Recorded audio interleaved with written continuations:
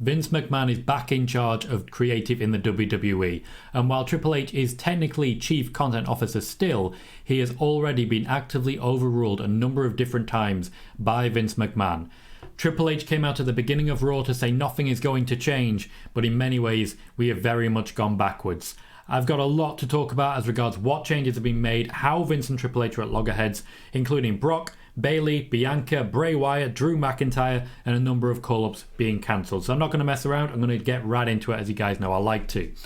Triple H wrote out Raw and it was rewritten at least 4 times. While he was out declaring that nothing is going to change, Vince McMahon was in the gorilla position making changes to the overall structure of the show.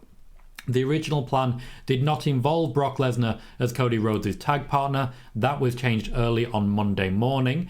At the same time, we also saw lots of changes for Bianca Belair, who was supposed to be admittedly working with Rhea, but was going to be building towards a new challenger for Monday Night Raw. It was going to be for the Raw Women's Championship, and instead, we got the tag team #1 contendership match, ignoring the fact that they were planning to hold that championship opportunity until Ronda Rousey and Shayna Baszler were back in action.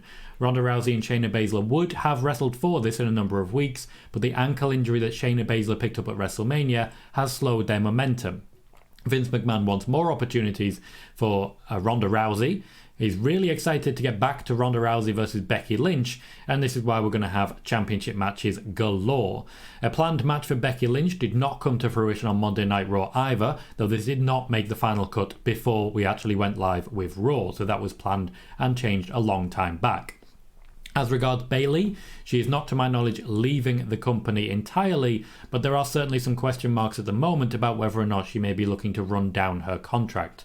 I don't believe there was any particular issue caused, more the fact that she was given a break and told she could go home and relax. She was already at the arena when she was told this. It was during the show that her particular use was cancelled because the original tag team match was written by Vince, and then she was told not to come out on the basis that they did not want her there, knowing that Damage Control were going to lose. They did not want to undermine her ability to cheat, was the reason given by Vince McMahon, but that is not the reason entirely, and there is a lot more to it. Bayley may take a little time off, or, given the reception, may not.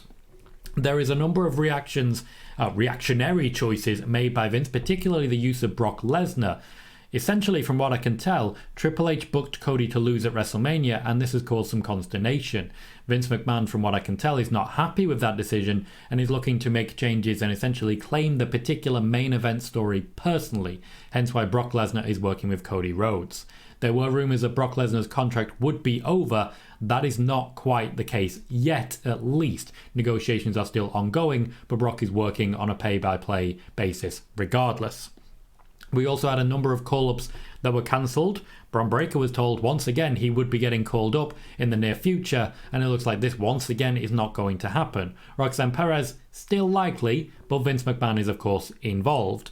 Whether or not Vince McMahon will be involved directly with Smackdown in the same way that he has been with Raw, that's the question that needs answering. From what I can tell, the WWE do not believe that Vince McMahon will be travelling to this week's SmackDown. However, sources close to Vince McMahon indicate that he plans to be at as many shows as possible in his role overseeing both the WWE and the UFC. He won't be in the actual creative team meetings, he'll just turn up and on the day decide whether or not he agrees with what's happening. There is also previous for this. Vince McMahon has actually rewritten quite a lot recently. I spoke already about the Becky Lynch and Bayley match being rewritten to get towards Becky versus Ronda as a tag team championship match.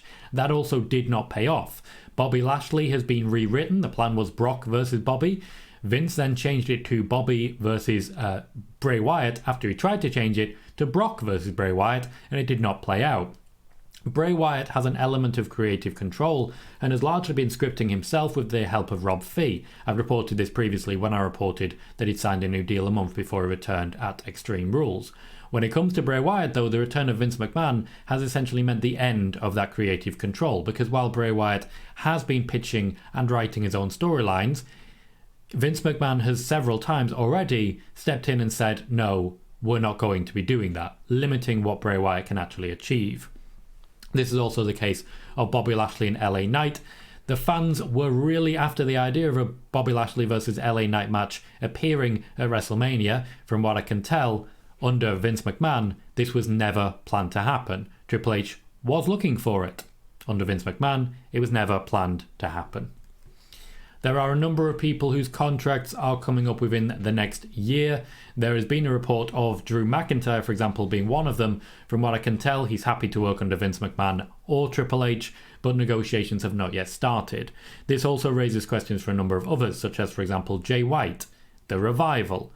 These people would have already signed deals with the WWE if they were looking to do so. Revival not quite yet, actually, to correct that.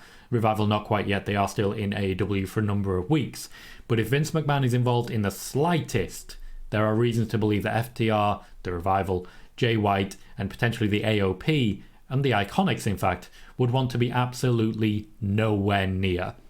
There are rumours of budget cuts and people leaving the company that would be decided by Endeavour above Nick Khan, and would also be something that Dana White could potentially be involved in making happen, depending on the amount of funding required at his side as well. There will be a debate over funding going forwards for the two trees, but what I will say is that a lot of people would be willing to leave immediately if Vince McMahon does return, so they may not have to do budget cuts, because I suspect the roster may be cut down by about 30%, judging by the amount of people who've already told me they and several others are wanting to leave the company.